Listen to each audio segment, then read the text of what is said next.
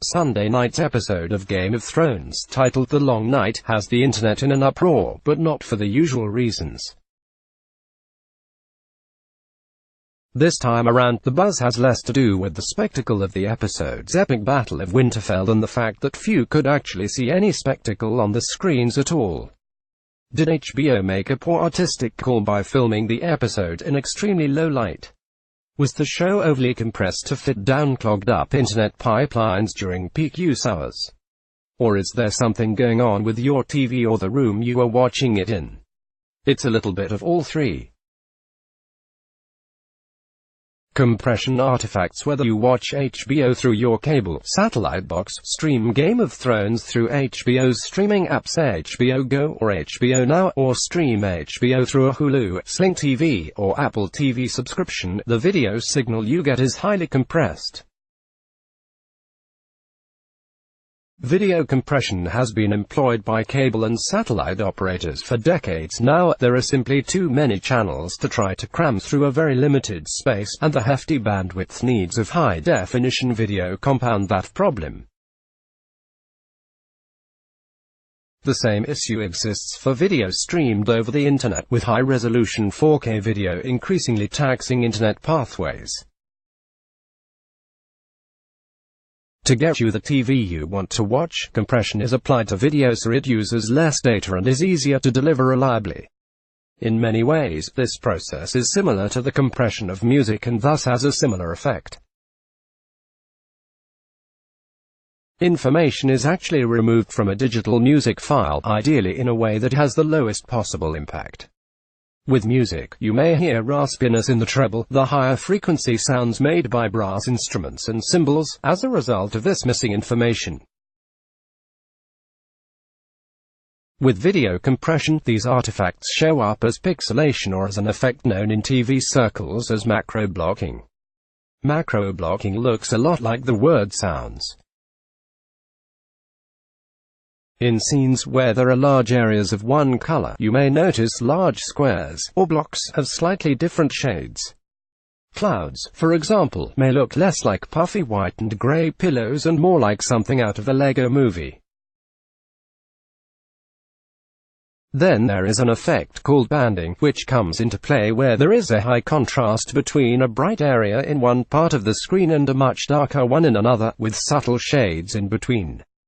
Rather than appear as a smooth transition, you'll see bands of different colors. The TV shows you watch all exhibit some level of macro blocking and banding. It's always been there, it's just that these effects are more noticeable in dark scenes with a lot of dark grays and black patches on the screen interrupted periodically by, say, flames spewing from a dragon's mouth. And in the case of this GOT episode, which took place entirely at night, there was a lot of darkness going on.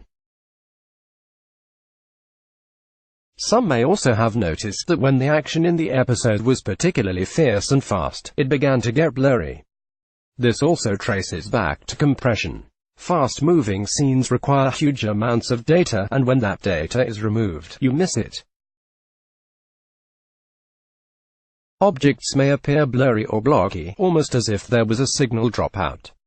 The problem is there isn't enough data getting through, be it due to compression, throttle bitrate, or a slow internet connection, and you get messy images as a result.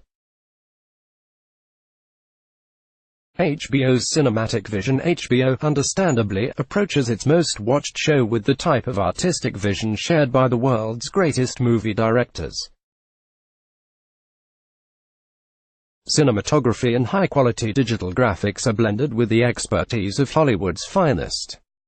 That approach, apparently, extends to making the show look as naturalistic as possible, according to Insider. Rather than add lighting to the battle-by-night scene, HBO shot with extremely high-end cameras and with just enough light to give the scene the feel the directors wanted. The Night King casts a wintry fog for a reason. You aren't supposed to see what's coming until it is right on top of you.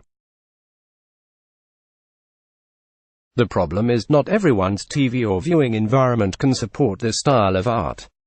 Your TV and your room. Ask anyone who owns a traditional projector and they'll tell you the enemy of a high-quality picture is any light not coming from the projector itself.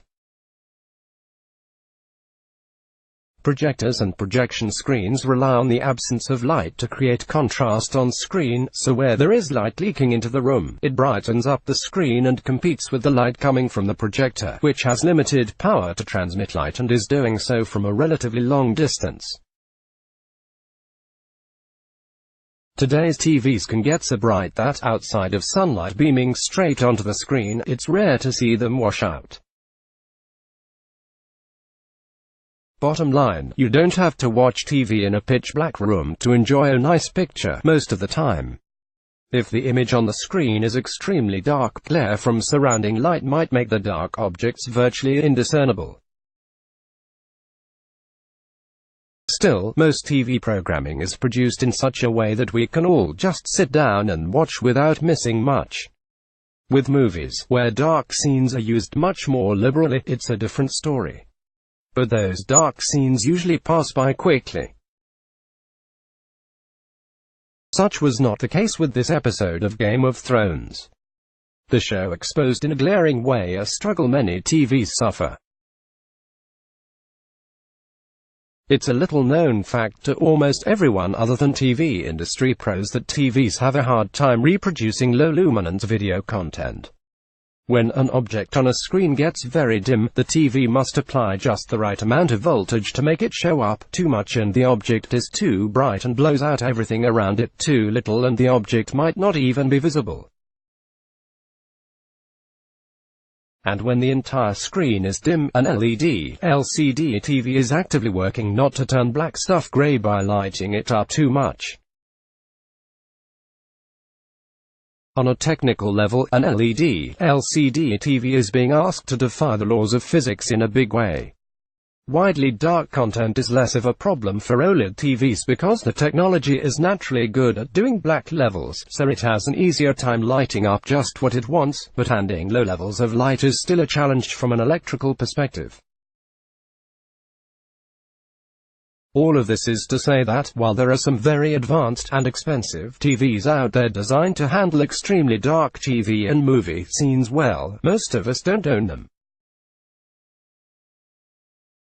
I watched the episode in question on an LG C9 OLED by streaming HBO through a Hulu app on the TV, and when the low bitrate wasn't showing its ugly face, it looked glorious. And the room wasn't totally dark either. Most people simply don't have such a nice TV, though, which begs the question, if HBO is making art, but most people literally can't see it, does it matter? Change your settings and try again if you're rocking a less than stellar TV and want to see the episode. There are a couple of compromises you can make.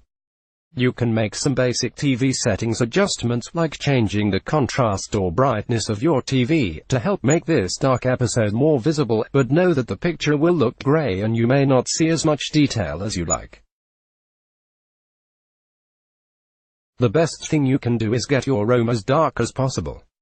Watch at night, turn off all the lights, draw the blinds, and start watching.